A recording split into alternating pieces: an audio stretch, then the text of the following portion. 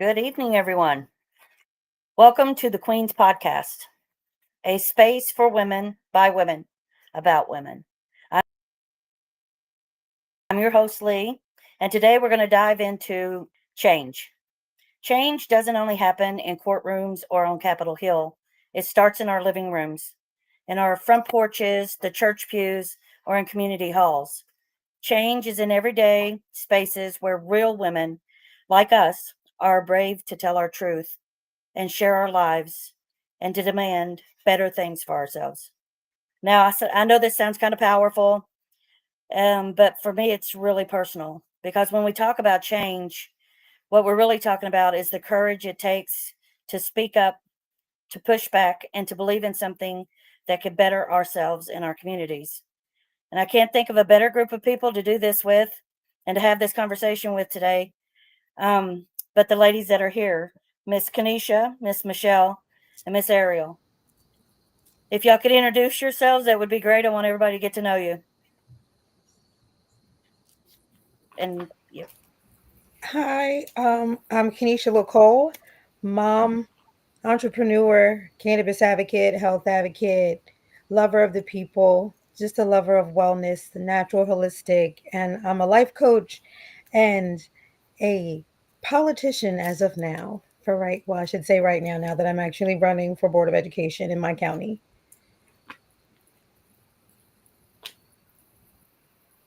I'm happy to go next. Oh, Sorry. you want to go next?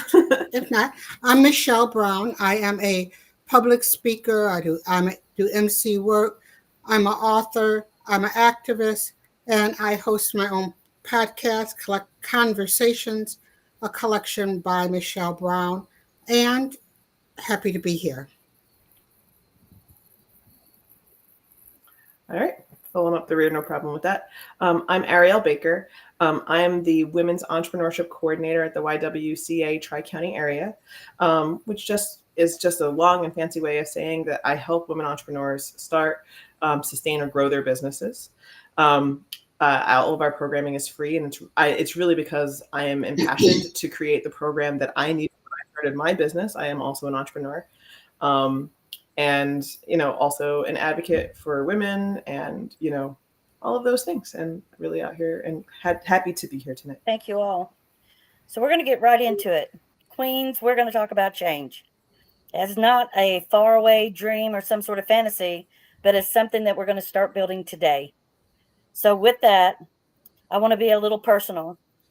What's a moment in your own life that you realized that you were going to have to be that spark for the change? And how did it shape you into the women you are today? And we'll start with Kanisha. Okay, so a moment that is very pivotal to me. I have a couple of moments, but this one really stands out to me.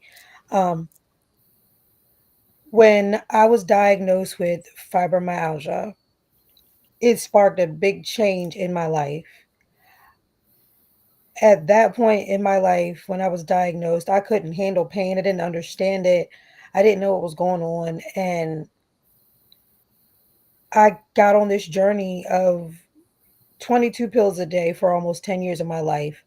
And realizing when going through all my health issues, realizing when I got my gallbladder taken out and I was unresponsive for over 10 minutes, and realizing that I am still here, I vowed to make sure that I took care of myself, honored myself, and made sure that others knew to do the same.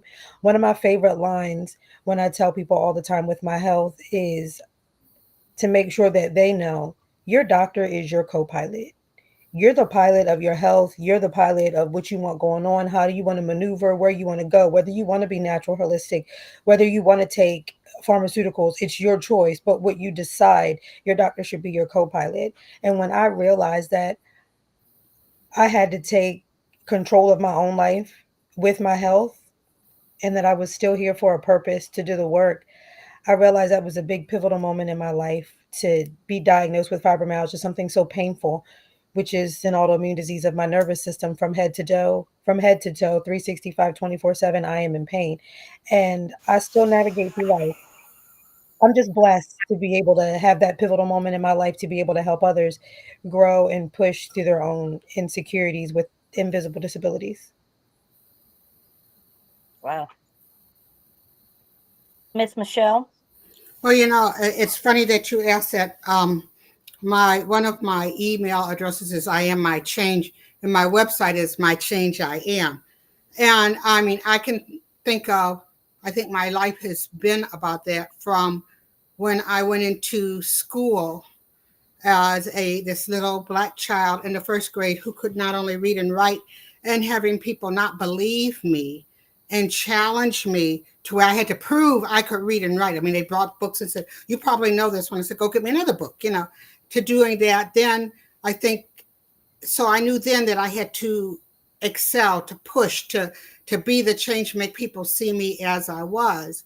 And then later in life, as a young mother, when I went to go back to work and to have someone say, we don't tend to hire girls like you because odds are you're just going to do it again and end up with a house full of babies. And by the way, that baby that you have is probably going to end up in prison one day. And that was like, no. So then it was like, okay, I have to be that change to change that perception. And then going on into an adult life to where, as I was doing things in the community, having people say, you can't be on the sidelines. You need to be out there and say that. And the first time someone handed me that mic, knowing that I had to use my voice and my presence to build on all these things, going back to when that first experience as to no, you're not good enough. No, you can't. No, you never will accomplish. Oh, wow. Ariel? So I have quite a few moments like this. It seems to be a lesson life needs me to learn over and over again. That sometimes you have to lead from the front. And really, I'll be honest, I had a great role model for being the spark for change. I am the child of a nonprofit leader, and she's just been, and anybody who ever had a parent who worked in nonprofits, that you volunteer at everything. That cause is your cause over and over again. But we also went to marches. We also, did protests and all kinds of things like that. And so it was kind of always the truth that that if you want change to happen that you're not seeing, don't be afraid to pick up the torch or the baton or whatever it is and start leading the charge. So so that I've led protests in high school to support teachers and their salaries, and that included sit-ins at our city hall, where we were on the news because we were able to organize such a large group of student participation that it kind of brought a halt to people's ready access to City Hall in Philadelphia, which is kind of a big deal.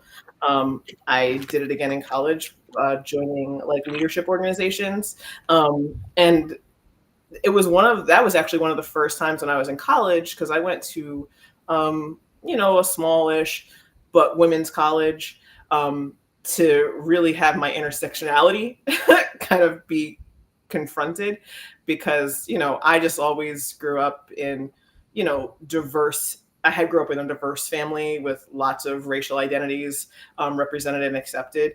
So to be in a school that was very predominantly white, and have to stand up to not be the representative for all Black people all the time, was kind of a moment, to be like, I'm not speaking for everybody. Every Black experience is a different Black experience, kind of a thing. So, and being in leadership there, but also making sure that we were represented, and that just because we were a minority in the college, that our needs were also being met. So It does. Thank you so much.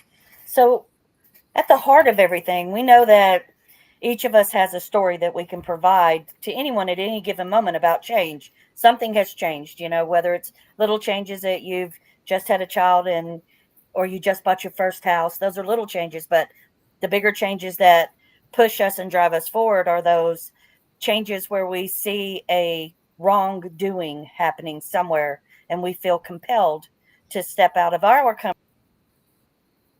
comfort zone in order to try and make someone else's comfort. So, with that, do you think that, you know, let's just say like a Sunday barbecue where you're sitting around with friends and family and people from the community, do you think that's a great place to start change? Do you think that that is where, a lot of these like ideas come from, or maybe they're at the beauty salon, or they could be at a town hall meeting? So if you had to pick like a place that you find is more comfortable for you, where would you start with getting these conversations going? How do you get those people to back you? How do you spark that change? And Miss Michelle, I'm gonna start with you. Well, I've been I've been a seasoned warrior typically, so in a number of things, and I think you have to do all. I mean, there are some times when you have to speak to a larger group, and that's effective. But one of the things that someone early on, in fact, it was my godmother, because we were doing it, she said, sometimes what you have to do is not push so hard to change hearts and minds, it's to move hearts and minds. And sometimes in a bigger setting, you're doing a push. If it's a political thing, I did things for marriage equality where I'm speaking to the choir, and it's like that. But often it's those conversations over the fence in the backyard, in the beauty salon, at a PTA meeting, standing in line in the store, where you can have a conversation with someone that will move their hearts and minds, but you're not coming on full force like you do in a bigger event. I think you have to be, depending on what role you want to take in activism, you have to be prepared to tailor your message to the audience. And I think that's one of the things that I've seen and even big political campaigns. One time with the Obama campaign, they did it in barber shops and beauty salons. So you have to be prepared to tailor your message to the group. And what is your end game? Is it just to like make them aware, or is it to move those hearts and minds so that they think beyond their comfort zone and hear light of human being? That's awesome. Mm-hmm. Ariel? It kind of reminds me of that quote, wherever you go, there you are, right? Mm-hmm. I think that, and I feel like it really holds true in this, is that like, I am who I am. I care about what I care about. I'm going to go 10 toes down on the things that are important to me to stand up for all the time. I agree about tailoring your message to the audience, and certainly the scale of the audience and how diverse it might be, or the age of it, or anything, like, who you're talking to really is going to change how you address specific things. But I'm also not ever going to not be in support of women's rights, of BIPOC rights, of, an LGBT. Like, I'm never going to entertain bigotry in my space. I'm, really have hard boundaries around allowing that in my vicinity. Like, so I feel like that kind of confrontation happens everywhere, right? Like, that happens in your home, in someone else's home, in church. And I do think, like, I like to have an attitude of calling in as opposed to calling out, where I'm able to hear what people are saying and then maybe address what might be misconceptions, or maybe even just actual factual untruths. But there is still a line of, I do need, like, their communication to always stay respectful. And I think that kind of is what starts to happen nowadays, especially if we start, like I said, like, I'm always going to be an advocate for women, and while I want to be able to call people in so that maybe we can change minds, I don't know truthfully that can always be the priority. I think sometimes people are just on the other side of the line, and that's okay too. Agree. Kanisha? I'm a combination of both. So I would say when it comes to spreading change, and I'm all about spreading love. So, and I always say love is a frequency and not an emotion. So when it comes to spreading love, I feel like that frequency should be spread anywhere. It could be spread in the small rooms, the big rooms, like the courtroom, the PTA office, the home, the grocery store, the gas station, everywhere that it can be spread, it should be spread, because the way that I feel like I exude love and portray love and give it out is if I see something, almost kind of like Ariel said, like those small things, like I'm a firm believer. I will see something like it. I don't like people to say like I'm sorry. Then I always say, always I'll stop you and be like, don't say I'm sorry. Because a friend of mine told me this before, and I've started telling everyone this. So when I have the chance to tell other people, I do any space which involves change. Don't say I'm sorry because you're not a sorry person. Don't give yourself that negative connotation. Just say sorry or I apologize, but not I'm sorry. So that those type of things, and that's the type of way that I move. So if I can tell somebody to give themselves some more self-love and empower them to be who they are in any space, change can be done anywhere. And that's just how I see change can, there's no certain place. It's everywhere. Excellent. Yeah, I agree. Trying to find the right space at the right time with people is sometimes hard as well. Like, I started Changemaker because I felt neglected and bullied in my own community. And so with that, I felt like, I'd start talking to people about it and see if it was just me. Maybe I just was the problem, right? And I had to like go out and ask people, "Hey, do you have this problem as well?" And they're like, "Yeah." And so when you start hearing that it's not just you having the problem, but you brought up the problem, you kind of have to take the problem head on, right? So yeah, I talk to my local politicians and Congress people, but I talk to the people in the community and see what it is that they need. It's not always what I need or what I might think is out there. Um, I feel like talking to people and walking down the street and saying hello to somebody and asking them how it's going, tends to start change as well because they feel like somebody's listening. Miss Michelle, did you have something? You can't hear me. You But can't. okay, all right. She unmuted me. And I want to piggyback on what Ariel said. It is important that you call out bigotry, racism, homophobia, all those things. It's important that you call it out, but you also, in a community space, have to be prepared to call in. And I often use an example. It's like after one of the times the current administration was elected the first time, I went to a women's group, and there was a lady who came who sat quietly, and they were just, oh, and we hate him and we're going to fight back, and I'm down with it. And they talked about everything that he stood for. And at a certain point, this woman like sort of raised her hand. She said, well, I have to admit, I voted for the orange one. And if they immediately jumped on her. But I saw an opportunity. Sometimes it's an opportunity to call in, because first of all, why did she come to this meeting if she didn't know something was wrong? And I asked her, why did you? I said, I'm not going to debate you about his right, but can we talk about things that matter? What happened to our kids? What happens about bullying? Beyond her one issue was abortion. Can we talk about beyond it? And do you care about that? And then to call her, give her an opportunity to call her into a broader conversation. And because I know that there were people that she could go and talk to, like, and say, I made a huge mistake. This is what we could do, that I could never go.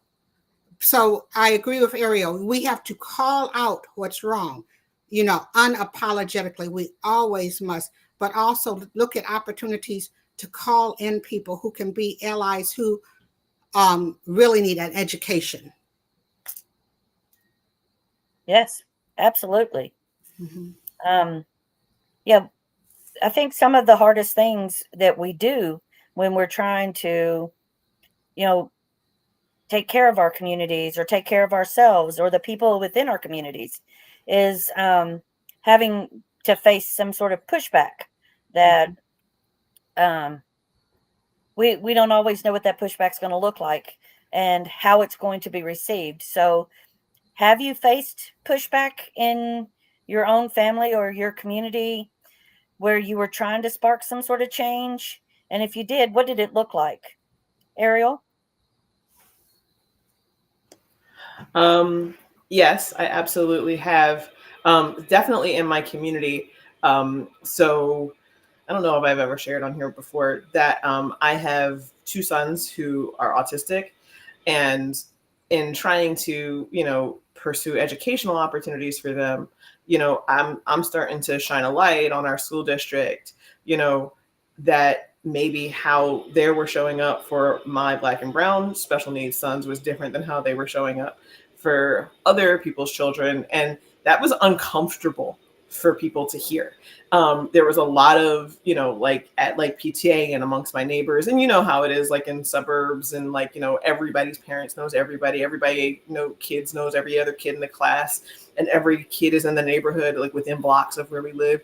And so those were conversations I was having like everywhere I was, like, so like when we're waiting for the bus, when I'm in the supermarkets, like, really, you think it's racism? I was like, I can only speak to my personal experience of watching how they treat my sons differently. One is very fair skinned and one is brown with a big afro.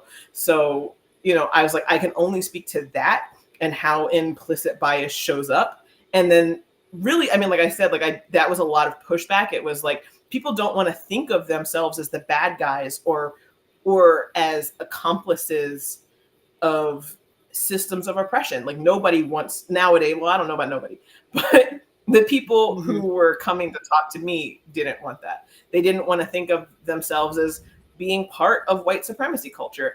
And so I don't think I was calling out, but I do think I was just like, here's our experience. There's nothing to argue with here.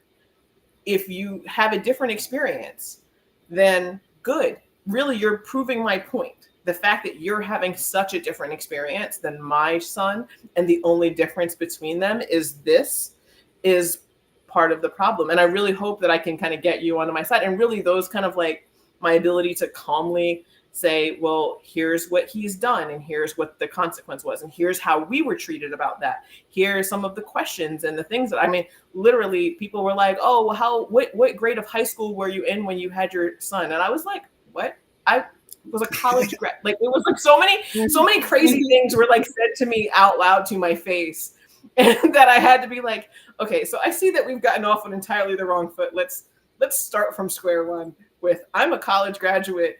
I had my child with my husband, who I was like, get out of here with that. Like, all of the notions, like all these things that you had in your head. And I was like, and where did those even come from? Like, I live in the same neighborhood as you. So that, and so there was a lot of pushback in my community for, and really, I feel like kind of did spark a lot of change. Like, my, not my son, but like children like I knew, and parents that we helped start a Black student union in 2023. It's insane that was never a thing. But the fact that they were like really starting to think, okay, so there really is a problem of, they're just not showing up for us the same way, that there is some implicit bias here that needs addressing. And really, I think on top of that, we were able to get some training for some of that administrative staff who really, really needed it. Because, I mean, when they're staring down the barrel of a quite extreme lawsuit, well, now, let's look at what we can do to avoid that going forward. So. Oh, wow. That's insane. And what did it matter how old you were when your child was born? That's just kind of a weird thing to be asked. Well, Kanisha? Yeah. So a thing that I've dealt with and like battling truth is, one of my big things is my natural and holistic lifestyle. So being that I said earlier, I was on 22 pills a day for almost 10 years of my life.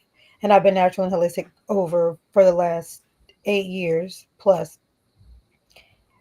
I have put my Crohn's disease in remission.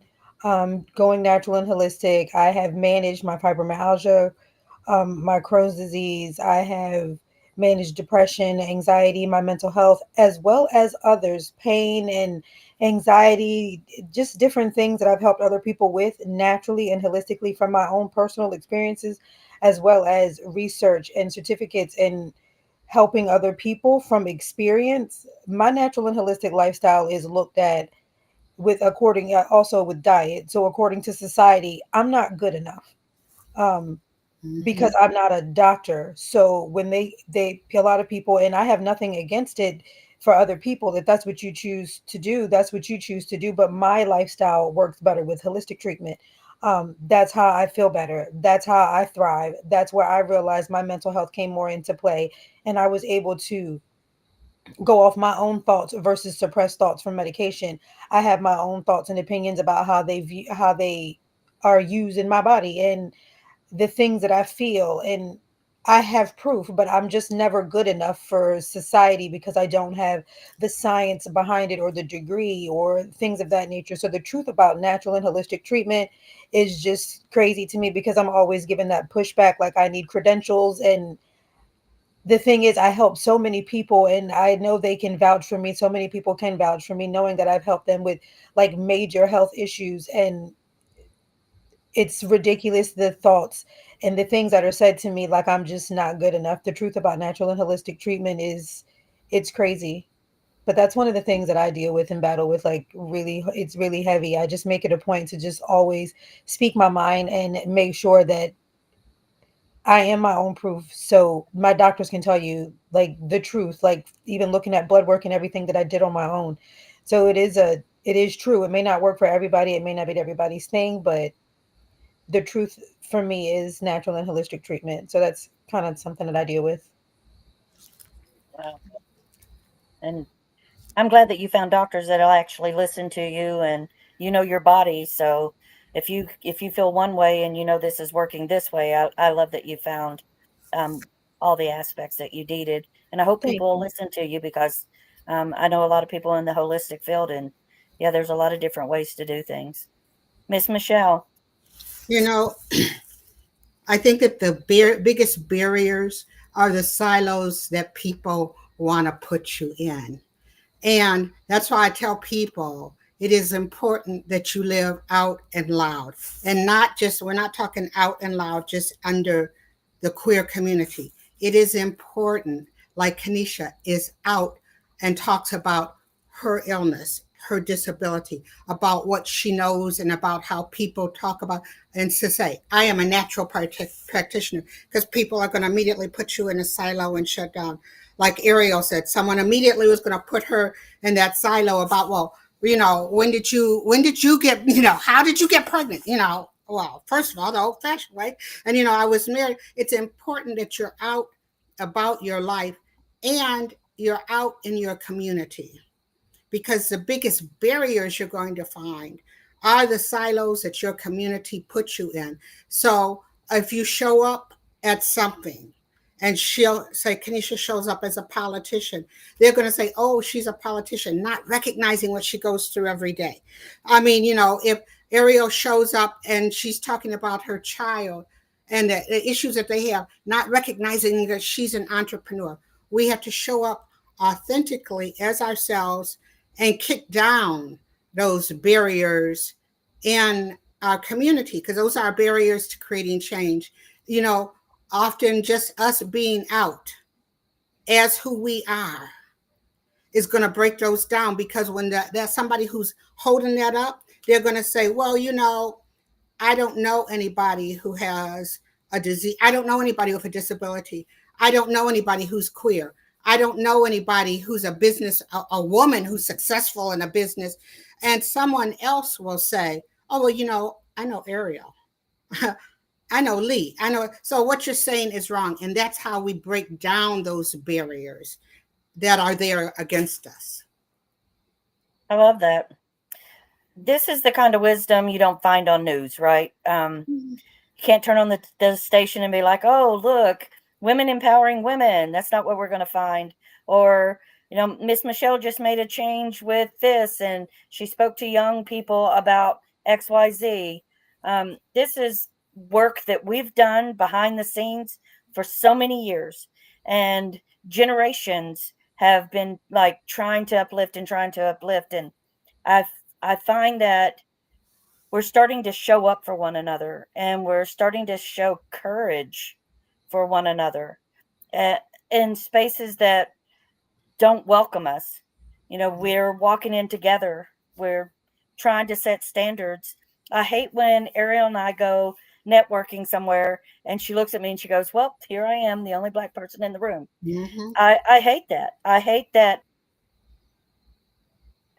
you scan a room to see someone. I'm also scanning the room going, "Well, I'm the only dyke here." So, and it's discouraging at times, but then y'all, we kind of have each other to go, "Okay, well, it's us again," and you get to make those changes, right? And I love being able to make those changes and to open those doors and to be present when the doors open and people get to step away from their biased truth and they get to step into a real truth, which is, you know, we're here making changes.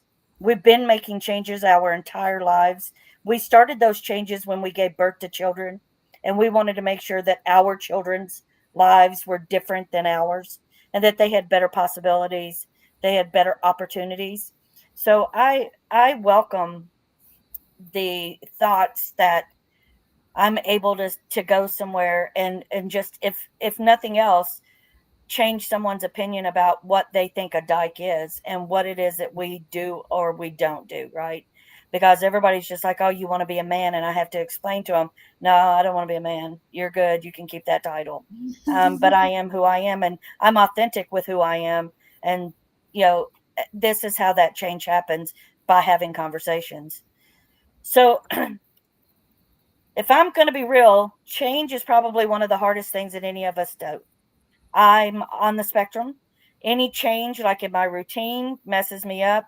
I like to be on time. I have a timetable. When I'm relying on other people to be there, all of this is heavy work for me. And for those people that go networking with me or work with me on a day to day basis, it's often heavy work for them too. So women carry it all, right? We carry the family. Got to make sure our kids get fed, make sure, the house is clean, whatever it is, give everybody their chore titles. We have to do the job, right? We got to go to work. We got to, hit the grind just like everyone else. We have to be someone in our community. Someone in the community knows me. And because of that, I have some sort of obligation to make sure that I'm there for everyone. And so for me, how do we care for one another in the midst of all this chaos and all this change that we're doing as women, and we're doing it subconsciously because we just want better? How do we care for one another in the middle of all of this? And Kanisha, I'm gonna start with you again. How do we care for each other in all of this? I'm going to say how we care for each other in all of this is, like I said, first and foremost earlier, love is a frequency, not an emotion. So if we could all just ride that love frequency and everybody just do things that exude love, love one another. Don't judge somebody for the things that you don't have or you don't agree with. Love the person for who they are as a person, not for who you want them to be. So being there for each other is showing up in a time where we just love one another regardless of who you are as a person. So loving you as a person is who I love. I'm not loving you on that frequency of there's stipulations and standards, and no, I love you for who you are. I may not like everything or we may not agree on everything, but I'm going to love who you are as a person. And riding that frequency, if we could all just do that, just spreading positivity and love throughout, that is how we can show up. Because when we do and give off that love, you get that genuine smile when you walk by somebody and just say hi. You could make that person's day. You don't know what they were going through, and you could be the first person who's ever said good morning to them or asked them how they were doing that day or even smiled at them. And just riding the frequency of love and just showing that we can all be together in harmony, peace, and just prosperity. riding the frequency of love and just making sure you exude it wherever you go. I feel like that's how we can show up for one another. Oh, I love that. I love the love frequency thing. I never thought of it like that till you had mentioned it. And you're right. It's something that's put out there and it kind of bounces back off the wall and either you feel it or you don't. I really like that. Miss Michelle. Well, I think that how we take care of each other on a daily thing, it's to see yourself in another woman and to be able to say that good morning, say, hey, I like how you look today. Hey, can I help you with those kids? What's going on? Being aware of the issues and things and the lack of opportunities that are there for women. Supporting organizations. There's an organization called Mothering Justice, and and they talk about a minimum wage, and to remember that many women make less than a minimum wage and have to make that decision between child care and taking care and working. So how do we support those? And then also making sure that we don't forget our history, because women at all phases have held it together, have lifted it up, have been badasses. And we need to make sure not only that we know, but we make sure that history isn't lost, because they're trying to erase that history.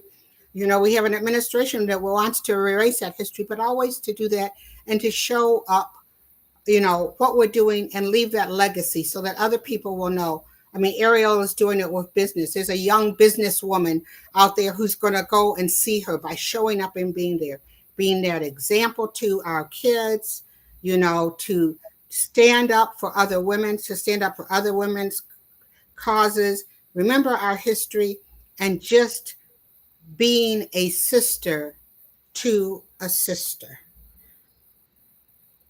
I like that. I like being a sister to a sister. Mhm. That's amazing. Ariel, your turn. Yeah. I feel like this question kind of reminds me of the very first podcast when we were talking about straightening up other queens' crowns, and I feel like that's kind of like what I try to do. I feel like a lot of times with the women I work with, the best thing I can do to help them care for them is to give them permission to care for themselves. I feel like so often, you feel like, and we look to other, like you feel like you have to do everything. And we look to other women, like we keep it between us, like how am I doing? Right. And to just tell a woman, you're doing awesome. You're doing an amazing job. You are a great mom. Like your business is killing it. Like, hey, if you only had 10% to give and you gave all of it, then you gave 100% today, So just to be able to to straighten those crowns for people to say, you know what, taking a minute doesn't make you a bad parent or doesn't make you a bad anything. If you needed that minute, and please don't forget to prioritize you as part of the process of caring for everybody. You're part of everybody too. And I think that's a big one that comes up for me a lot, is how I'm just like, hey, you're good. You got this. Let's go.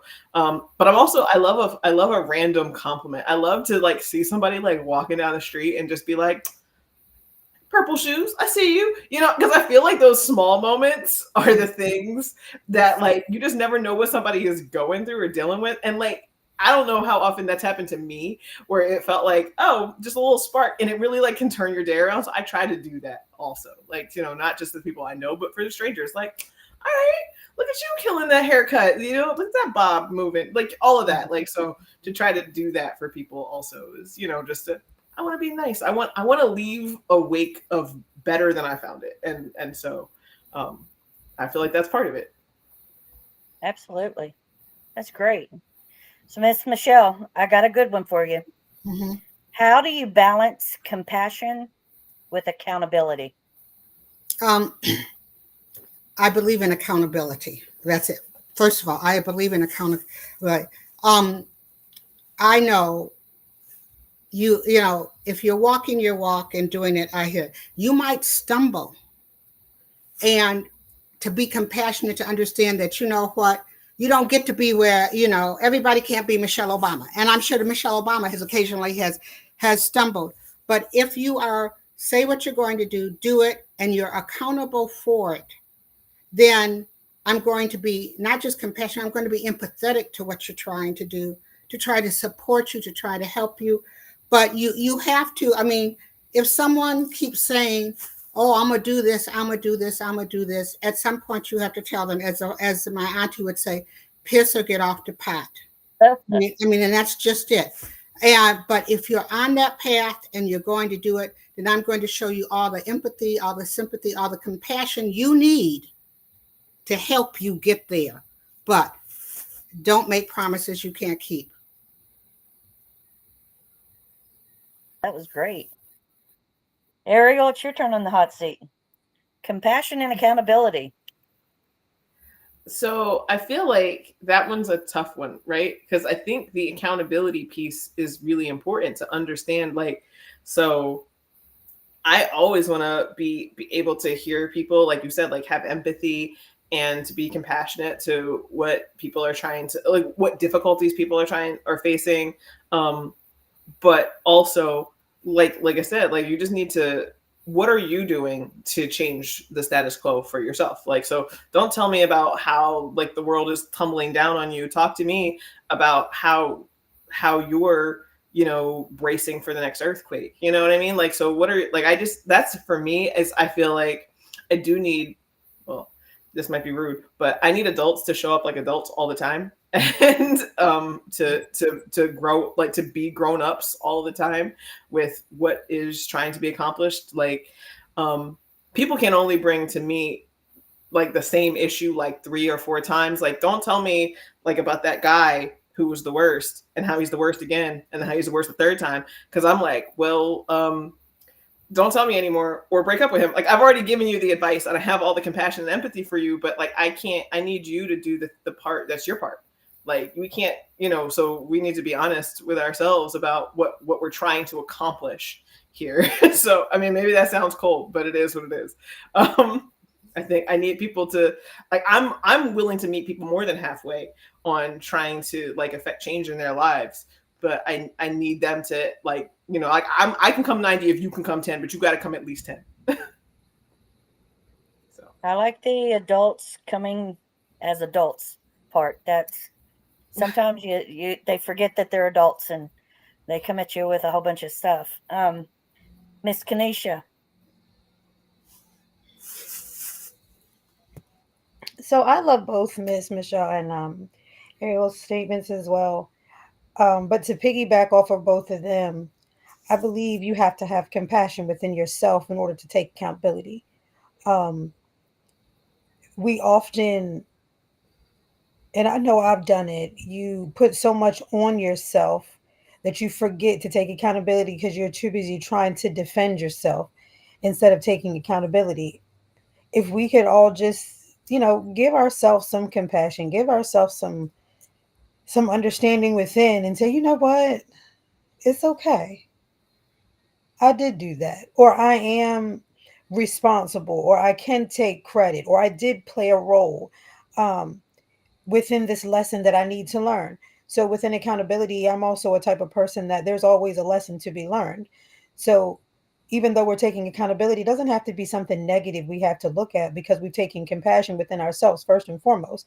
So, it's just something we have to own. It's something we have to learn and grow through. So, we don't have to keep wondering why we're not taking accountability for our own things and even around other people, because then we can project love, here I go again with that frequency, differently. Because if we look at ourselves from the inside and take accountability within ourselves, there are things that we wouldn't even worry about in life when we take accountability in for our own faults and roles and different things we do in society, if we would take compassion for ourselves first and just harbor that accountability. I love that. I think it's I talk to people a lot about accountability, and one thing that I'm finding is that when you say the word accountability, people take it as a negative thing. Like, I cooked dinner tonight, I'm accountable for that, right? That's a positive thing. It's not a negative thing. But I think when you start talking to people, hey, can you be compassionate with accountability? attached to it. And yeah, that's the whole purpose, right? If you are being compassionate to someone, then you're taking an account of something with them. And I love that everybody was so positive with the accountability, because it could be just like all negative all the time. I appreciate the fact that y'all brought up like the positive points, that when you're doing the right thing, accountability is easy. And when you're not doing the right thing, accountability is harder, right? Um, but I think the whole big takeaway is that, women supporting women, um, being in solidarity or having a sisterhood, it's survival, right? We're surviving the best that we can each day, no matter what it is. I mean, we talk about spoons and the airplane. When you're on the airplane, you have to put the oxygen mask on yourself first, or you can't help anybody else. I think that that's what we've been doing our entire lives, is we lift one another up, because when we do that, we know we're unstoppable. I mean, we do all of the things, and I think it's time that when we are doing these things like this podcast is amazing, because this now reminds us of a collaboration, right? All of us are coming from different walks of life. I knew Ariel and Peach before this. Now I know you all, and I get to know you all better each time we have this podcast, which I think is amazing.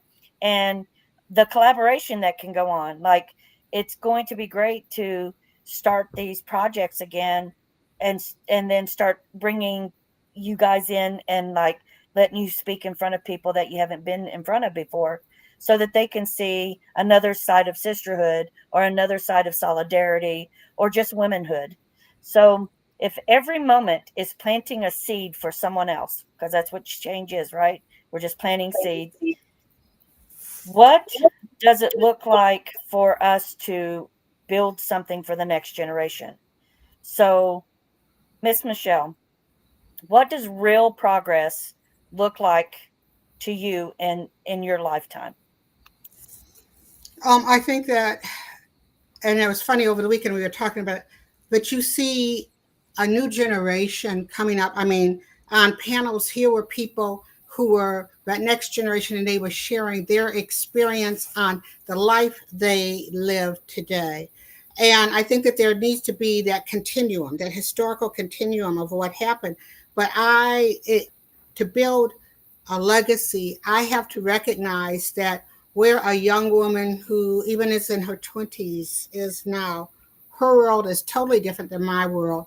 There are many of the same challenges and things, but how do I support her to not have to deal with many of the barriers that I had to achieve her dreams, and to find the resources and the community to help them go into that next generation. There's a lot of challenges, and I mean, sometimes it's easy for some people to go like, oh, it's bad, it's challenging. So that's your legacy, is to sort of show this is what you can do. You might want to not want to do a business in this way, but maybe what your entrepreneurship is going to be this. Maybe you don't need to go to medical school. Health and healing, how you contribute to your community. Women have been the background and the thread that holds our community together. We will continue to be that. How do we make those threads stronger? Oh, I love that. I love the showing up.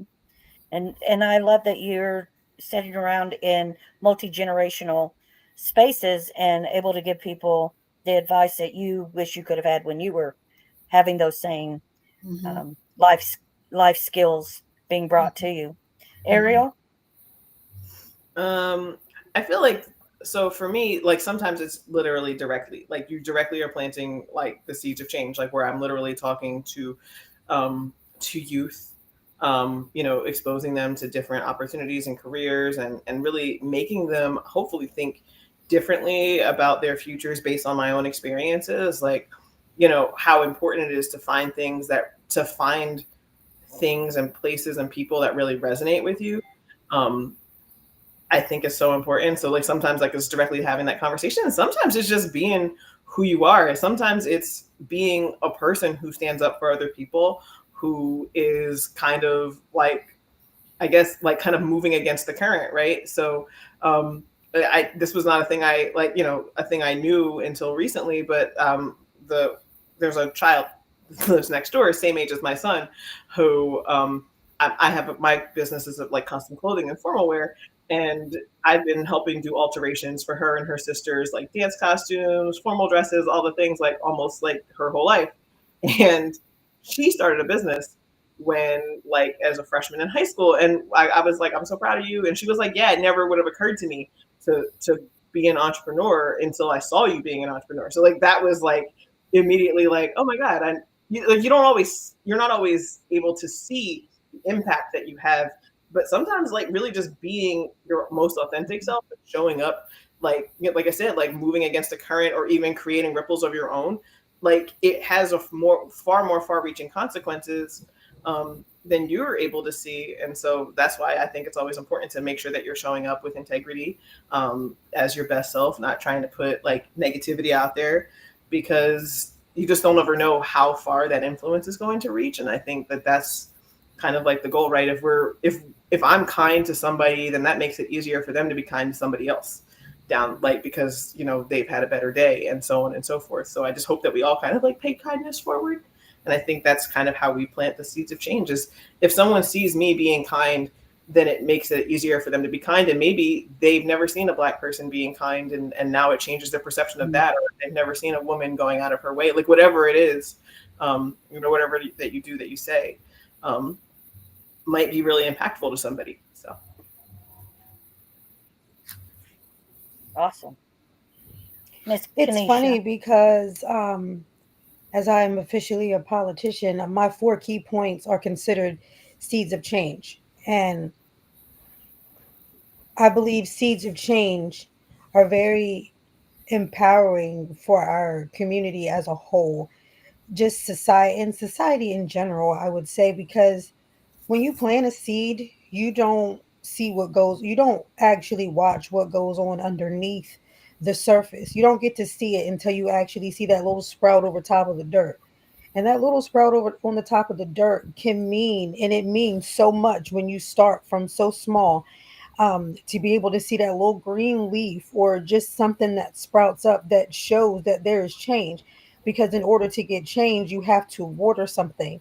And when you water it, which means give your voice to the community, helping others, showing love, following that love frequency, and just doing things that are right and conducive to your lifestyle, that make you feel happy, that genuinely make every feel that frequency of literally love and just positivity, and just treat children the way you would want to be treated, helping each other, like those little small seeds, as Ariel said, because I'm the same person. I am quick to be like, oh, those shoes are cute, like, oh, you better kill it. Like, that's me in a heartbeat. I will compliment a woman in a heartbeat. I will compliment anyone in a heartbeat if I like something. Those seeds of change mean so much. So in order to start to see the growth, you have to start with the seed. And those seeds are just small things that we can do throughout our day, just to be able to plant them everywhere. If they're positive, they grow, and you see it growing. And for that to be able to just spread throughout our community and our society, I believe our world and our just people in general, and would just love each other better if we would just plant those small seeds, because they would grow. Those roots actually underneath of the ground, when they're growing, they got to plant and stay firm. So being able to go back to where you plant that seed at, which is the person or where you've got your small seed. So you got to continue to do those things throughout society, so everybody will have their own seeds to go back to, so we all can just keep planting and growing and planting and growing positivity throughout society. If I could piggyback on one of the things that Ariel says, some of what I do is to go into places where there are women at risk. And one of the things that I often tell mothers, because it's something, and if you have kids, I often tell mothers is, and this is part of our legacy too, as your child is watching you, they are learning without you saying anything. They are learning how they're going to walk. Not only you, but the circle of women that you have around you. And just like Ariel said, young lady wouldn't have thought of being it if she hadn't seen her. So you don't have to consciously say, oh, I have to walk like this because of, but always have that in the back of your mind because, like Kanisha was saying, those are the seeds you're planting. You don't know it. You know how they call it, those volunteer things where the seeds just sort of fall. But as you walk in your truth, these little seeds are going to come. And that's our legacy because these kids, and I'm sorry, little boys and little girls and non-binary kids are going to see you. And that's our legacy. The seeds we plant, what they get from us, and they grow. I love that. It's absolutely true. Um, so let me ask this, and seeing how we're talking about seeds and planting seeds, can you name something that you're doing right now that is a seed that's going to blossom for the future? And what does it look like for you? We'll start with I Kanisha. would say one of the seeds that I spread wherever I go is I preach love. So I would say that is working on my behalf because in my presence, I don't allow anything that's not love. Because as love is a frequency, if we realize, but that's also going to get your nervous system. I have fibromyalgia. So that is my nervous system. I don't have time for any other negative frequencies in my area. I need to exude love at all times, and I need that to be in my present at all times. So if I can plant that seed of love everywhere else, that will be able to trigger somebody else's immune system to boost it so they can be so they can be on a better health path, so they can feel better. They can smile. Smiling, I say, being fearful lowers your immune system. In return, lowering your serotonin levels. In return, lowering your immune system. Being happy and being positive boost your serotonin levels. In return, boosting your immune system. So if you can live a life of positivity and smiling and being happy, and at least trying to I should say, at least try to transform things from your negativity and turn it into a positive. Just living that life of planting that seed of love. If that can be spread everywhere, I can work on mental health at the same time. I can work on your physical health, your spiritual health, and whatever it may be if you just exude love. So planting that seed of love within yourself to be empowered, my seed is love. I love that. I love your love. Miss Michelle? Well, what I continue to work on and what I work on has to do with building community and storytelling, capturing these stories that we're building this legacy on. You will find that there are different stories, but there's a common thread. I would say I'm often on the road. I'm often on the road. Like this past weekend, I was in Atlanta, but it was inclusive to have members of different community and youth. Same thing, I did that in Chicago because as we do this, none of us, there are bigger silos. There's a silos in our immediate community, but there's silos in the bigger one that we need to help. How do we break them down and lift up these communities to plant these seeds? And we're a very mobile society. People who I met in Atlanta, I also know from New Jersey, who from DC and all like that. So you have to plant these seeds, and it's work that needs to happen across this country and beyond so that we can be the change that we want to see. I love that. Yes. Ariel, what seeds of change have you planted right now, and what does it look Like like I for said, you? I hope, like I said, I run a program for youth. I have run other programs for youth, but I think the change that I hope is the most pervasive is just making really inclusive and welcoming spaces. Always making sure that spaces that I create, rooms that I, fill, or even rooms that I encourage people to be in are always going to be really like that. They're going to create a sense of belonging for the people who walk through those doors.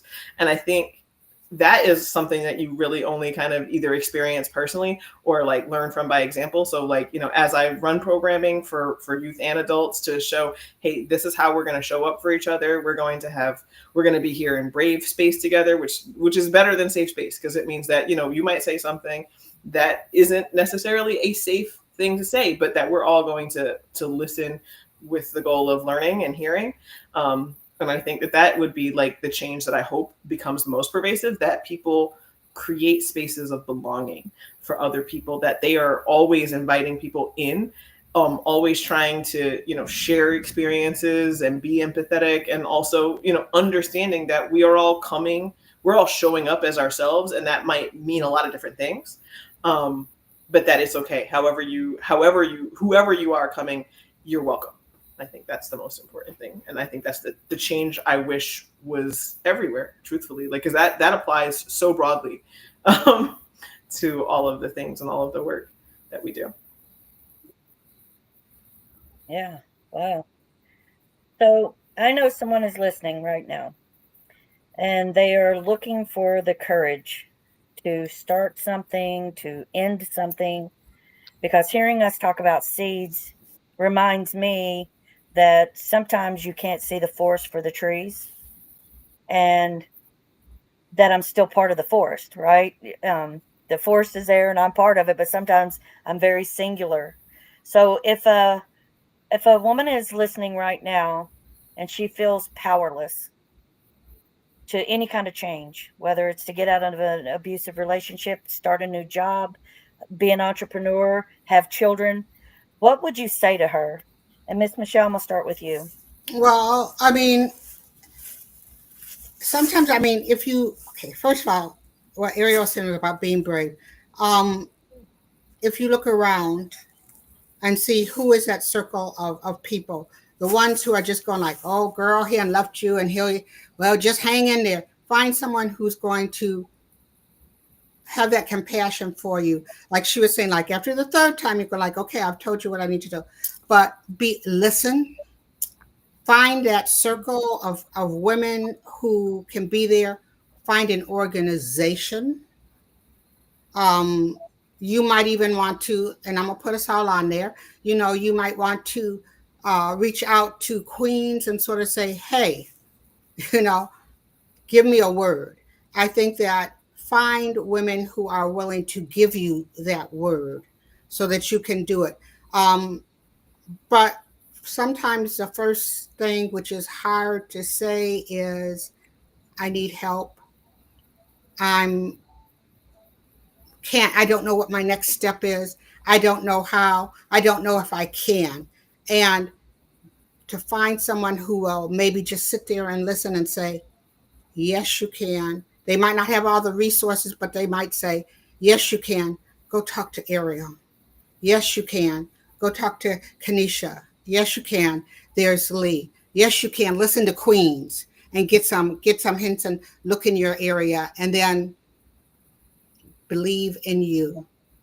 You've got it all in here. Believe in you and take that step out. What do they call it? That leap in faith, the leap in faith in yourself, and take that step. Oh, I love that. I love the leap of faith. So Ariel? for me, like, I always like to start with, let's be really like logical about this. Talk to me about what are the barriers, right, to your success. Like, so we're going to assume success is achievable, but what's in your way? And then really kind of like talk through how are we, okay, so great. So now we know what all of the things are that are going to stop us. Let's talk around how we can plan for overcoming them, because I think that's it, right? Like, we assume that success is possible. We look at things as barriers, not like stops, right? Like, so like, yeah, money is a barrier, your family, whatever it is that is like could put a pause. And then let's look at also what is our plan? Like, what is the whole goal, right? So maybe one of the barriers is we don't have time to do it at this scale, or we don't have the money to do it like how we are envisioning it. Could we do it a little smaller? Because we have to start somewhere, right? So that's really how I would, like, when people say I'm powerless, and then that would be for, I mean, and literally for anything. Like, you can't figure out how to leave your husband. Okay, what are your barriers to leaving your husband? Okay, so he is all in your pockets. Great. So what could we do to, to get you some money on the side? Or to be able to create a savings? Is there something that we could do to just get him out of the situation that doesn't require you to do anything different? So, for all of the things, for having children, well, that one's a little toughy. But, for managing families, I think it's really just like, let's calmly look at, what are we trying to achieve, right? Why are we trying to achieve it? So really, like, so we can kind of focus on how we stay present for ourselves, and how we keep ourselves accountable to achieving our goals. And then, how can we overcome barriers? Because they are overcomable. Like, it might be that, like you said, like, you need a new circle. You need somebody who's going to be a cheerleader, people who are actually going to support you. And that might be hard, but I think that that's really kind of how we get successful. And I'm not saying that as somebody who is, like, always successful in every single thing I do, because I'm not. I'm a whole human person. But I do, Yeah. and I guess that's also the accountability piece, right? Like, I'm able to look and say, here's where I dropped the ball, or where the plate fell, or where I wasn't up to managing all of these things. I didn't expect all of that to come at me all, like, right now. But here's what I'm going to do to get back up again. Right. And I think that's really the only difference between people who are successful and people who are not, is you get back up more than you fall down. Yeah, that's awesome. Yeah, getting back up is sometimes the hardest thing. Miss I'm gonna Kanisha. piggyback off of Ariel because she said exactly what I was gonna say. Pretty much, that for me boils down to when someone is in my presence, to taking the compassion for yourself to take accountability for the situation at hand in a positive light, of course, because what can you do better to make yourself or take yourself out of the situation? I'm a very questionable person. So I will question, like Ariel said, let's figure out, what are the barriers? What's going on? What can we do to fix this? What's holding you back? That is me all day. I will question you to death because I want you to be very mindful of your situation. And if there's ways, when I'm asking you a question, that you can see your way out, you're helping your way out. I'm just there to give you guidance and clarity. So I'm not telling you what to do. I'm just helping guide you and giving you clarity on what to do, and take accountability for what you're interested in doing to be more conducive for your lifestyle. How much more love do you want to give yourself? If you're in an abusive relationship, do you want to keep receiving this? Are you happy? If you say no, my next question will be, well, what would you like to do about it? Like Miss Michelle said, they may not know what to do at all. So that's when you ask them, what would you like to do? Or how would, that's another conversation. So then that turns into another conversation of literally getting them to love themselves. So then that's a whole nother conversation. Like I said, to be able to question them and let them find their inner peace within their self, to say, you know what? I really don't like it. When teaching them to set boundaries within themselves, it may not just be a person, teaching them to set boundaries at for their own, like even for their own, like limitations when it comes to like writing stuff down, OCD, stop doing certain things, keep doing certain things, add more to help you get through what you need to do. It's always a question of how you can help yourself better yourself by taking accountability, by giving yourself that compassion. I love that. Yeah, sometimes we forget to give ourselves Hmm. compassion. We're always our toughest critics, and we're easy to stand in front of the mirror and say all the negative things that we can to ourselves without thinking about it. So I want to ask this: if I'm going to do a fill in the blank, change begins with blank, and I'm going to answer this one um, first. I got to thinking about how the change would begin, and with me, it begins with honest conversation. It's the moment when we decide to stop pretending that everything is okay, and start telling the truth about how we actually feel. And we have to do it to ourselves as well, as well as the people that are around us. And we have to show up with that authenticity in order to get the authenticity back. So, Ariel, change begins with Um, blank. I mean, literally, that's literally what I was going to say. But I will try to think of something else. Because no, I think that authenticity is so important, and I think that conversations are how we affect. Like, I'm a communications person, so. But I think, to say honestly, like, change has to begin with me. Like, I have to be open to, like, and like, change begins with me and how I'm open to understanding that change needs to happen. I think that's for everybody. That I have to be aware of the problem. Um, the quote I love, the "I can't unsee it, so I must undo it." I feel like that's it, right? Like, so, like, first off, to take the blinders off. So change, I guess, like, so, like, as I said, like, change begins with the honesty of seeing that there is a problem and acknowledging that there's a problem, or a situation that needs to change, and then having the ability and the leadership to lead the charge. So I guess change begins with me. You Miss know, Michelle? yeah, I'm with you. I think change begins with real communication, with self-analysis. Hey, what did I do right? Oh, What did I do wrong? Hey, I may have been wrong, rarely, but I mean, but to be open to real communication, real conversations, honest conversations, and to be able to just be real with yourself and self-analysis, and going back over that, be reflective of what those conversations are, and being open to somebody saying maybe something you don't want to hear, but then to be able to look at it realistically and grow from it. I love that. I love the self Mhm. analysis. That's fantastic. Miss Kanisha,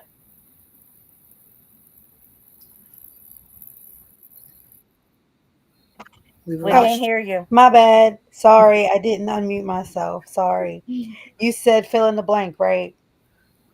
So Yes, love. ma'am. Change Change begins begins with with love. blank. And when I say love, that also starts, like Ariel says, that starts with self love, the empowerment within. And in order to be able to exude and ride that love frequency, you have to love yourself first. You have to give yourself that compassion and that grace and that accountability within to be able to love yourself for your faults, your trauma, through all of that, that you are still here. And to be able to exude love and spread love, it just makes everything just work so much better. We just walk around smiling and complimenting each other and just being happy. Of course, things will go wrong. Nothing is perfect, of course, and you're entitled to your own opinions and you're entitled to be mad at times, And but if we would just exude love, so in those times when we feel those way, those are the times where you have the right people show up.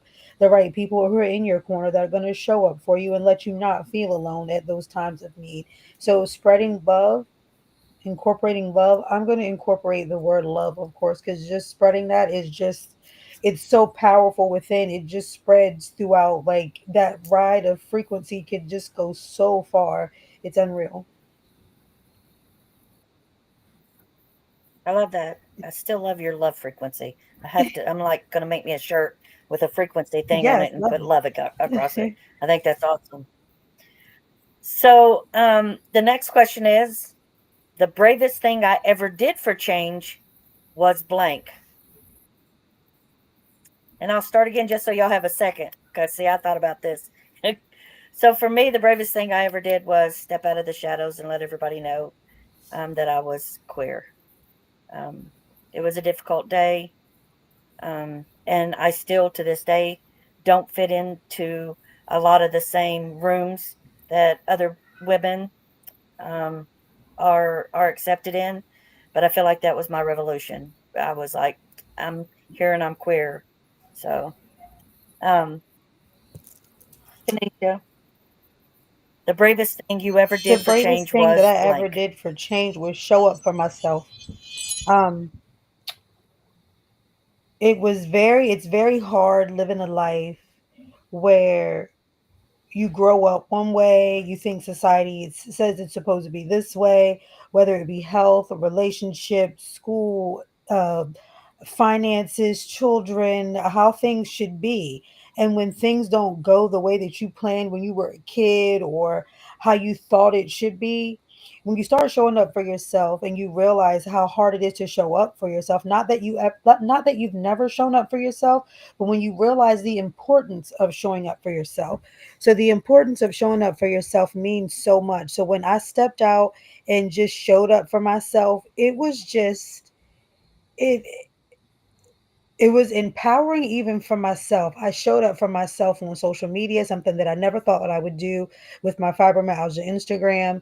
Actually, having like 23K right now on my Instagram. It's showing up in spaces and being asked to be involved in things and like papers across the world and showing up for myself in ways of my health, my spirituality, and just being bold and with society and just not caring. Showing up myself just made me just love myself even more. Once again, riding that love frequency for myself, empowering myself within. That was one of the bravest things that I could have ever done.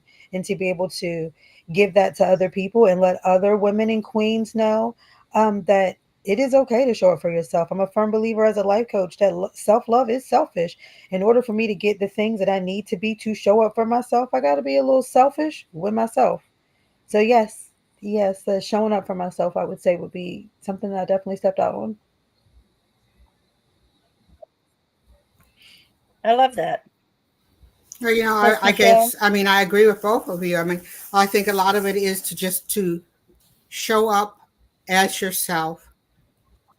I always say I'm constantly, showing out another part of myself, but I think that that's the best way to create change is by being authentic, being myself, not ashamed to show my vulnerabilities, not ashamed to talk about my strengths and to be there. But that's how you create change, so that people know who you are. And if you can stand out there and be there as you are, somebody else will say, you know what? Okay. Either A, you're a safe space, or B, I could do that too. I love that. I am. Ariel I Baker. had to unmute myself. So the bravest thing I ever did for change was to choose to be a leader of it, to be somebody who is going to stand out as somebody who is looking to make change. I think, like that step into the spotlight type energy is really hard. I'm naturally like an introvert. I would be so happy to be in the back of the room, like to be, helping behind the scenes and doing, but like sometimes there's not anybody standing there with the microphone and somebody has to say something. So I think the hardest and the bravest thing for me was to be the person looking around, like waiting for somebody else to step up and realizing that they weren't. And then if I wanted something to be different, that I was going to have to be the first person doing something different. Um, so that's what that would be the bravest thing. And I'm telling you, and I hate people's attention. Like you've seen me have panic attacks in real time, having conversations with groups of like less than 10.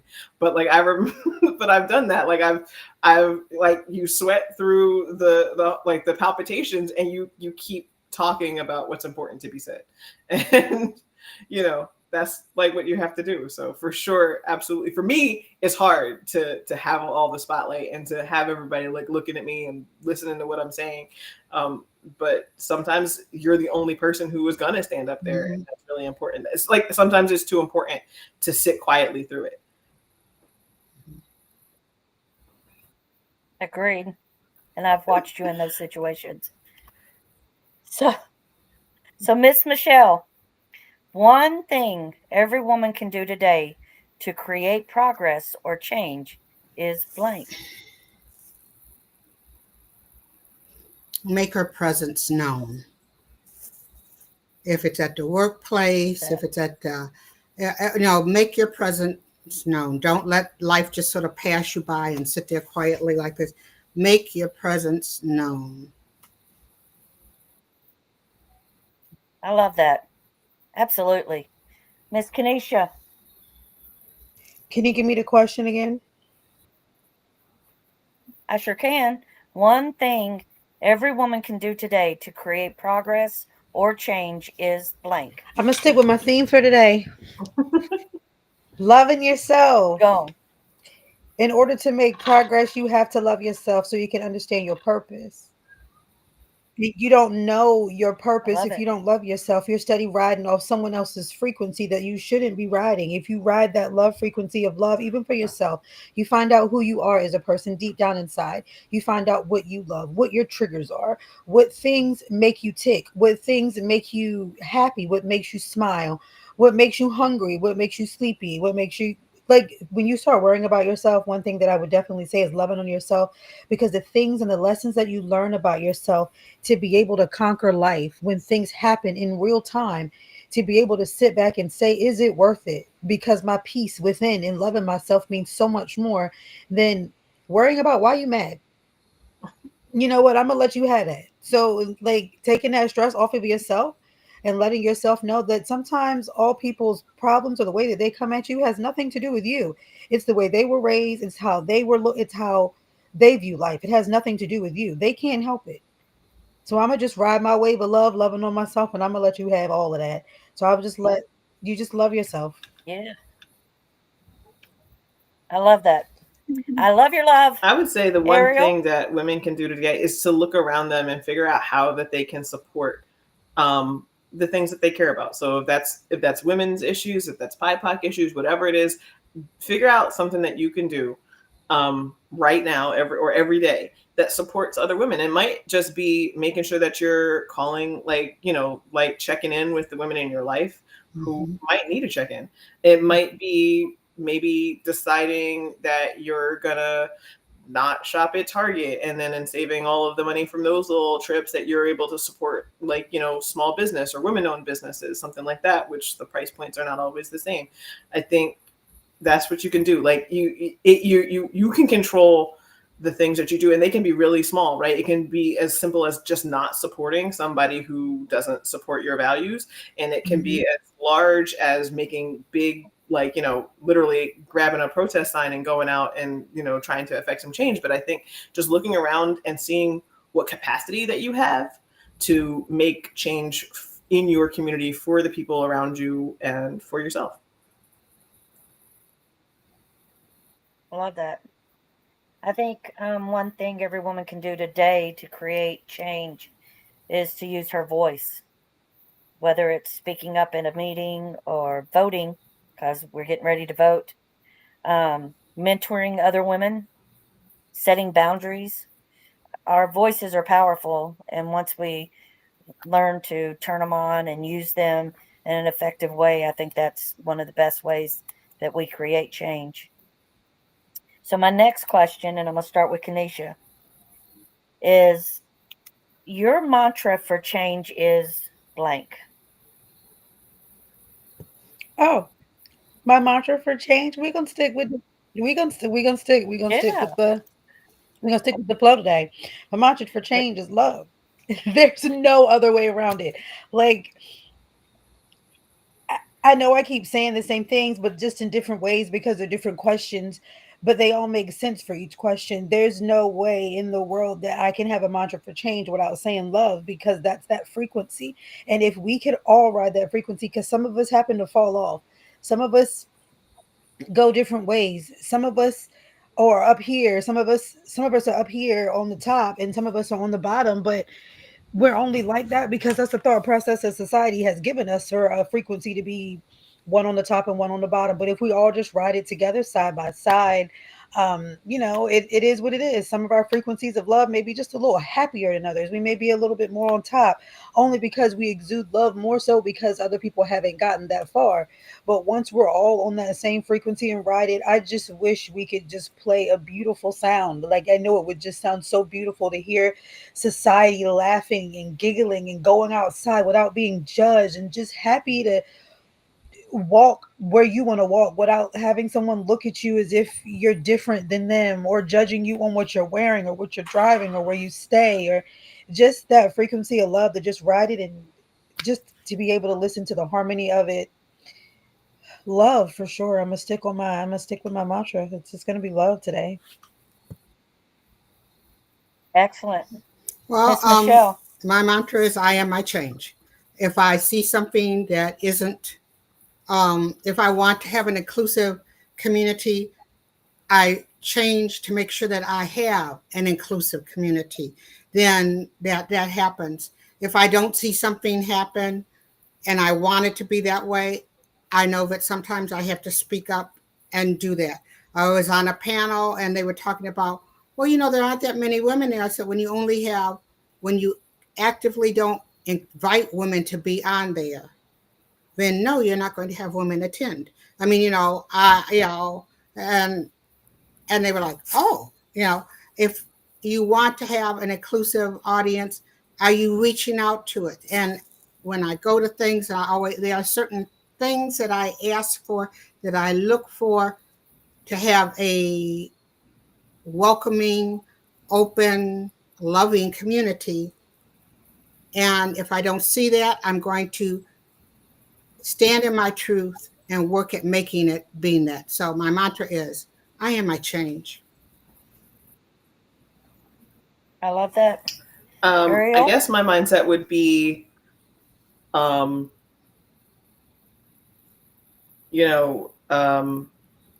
how do we climb is step by step, right? I believe very firmly that, like, trying to do big things, especially as something as big as change, even if that change seems small for yourself, like, can feel incredibly overwhelming. And you've probably heard me say it. I know anybody who's been in We 360 has heard me say it. Like, how do we climb the mountain is step by step. And so to not look beyond, like, to not try and look too high and to feel the weight of the thing we're trying to accomplish, but to literally, to just take it step by step, to just look at what's right in front of you and get there, and then look ahead to the next thing after that. And I think that is the most important thing about how do we affect change, is to not be overwhelmed by what we're trying to accomplish, to not feel like any amount of change is beyond our ability to accomplish. Because I don't believe in that. I don't think that there's anything that you're trying to do, especially for yourself or for your community, that you can't, like, that you're not able to do. So, just, that's anybody. I believe that completely about any woman I've ever met, that you can accomplish your goals. So, how we get there is different, but absolutely it's achievable. So let's just take it one step at a time, and we'll get to where we're trying to eventually. Love that. My mantra for change is, if they don't give you a seat at the table, build your own table and then invite all women to sit and eat at it. Because we don't always have space. We're not always given the table. So that was my last question. Thank you for giving me a powerful conversation tonight. Lee, it's You've funny reminded me. what I told somebody Yes, once, ma'am. and I said, if they don't have a seat at a table, I'll tell them, bring in some card tables, bring in blankets. We can sit on the floor. Let's go and take it all to the next room. I love But, it. fill that room. We're going to be in that room. I don't need just one chair at the table. I'm going to have my own table. We can bring in card tables. We can bring in folding chairs, blankets, but bring it all in. I love it. If there's no seat at the table, we'll have a picnic. I love it. It's so good. Hey, really. We can keep building on that. I like that. We'll have a picnic, Mm-hmm. That was great. I do like that. So today reminded me that progress isn't something we have to wait for. It's something that we can start at any time.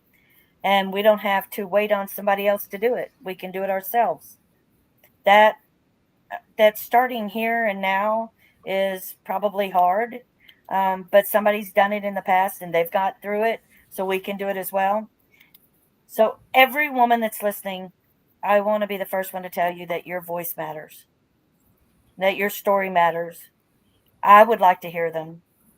Your courage is something to demand and be better at, because that lights a fire underneath other people.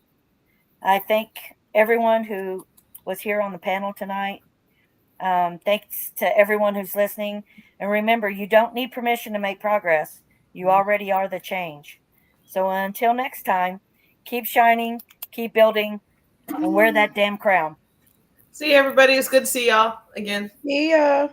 Bye bye.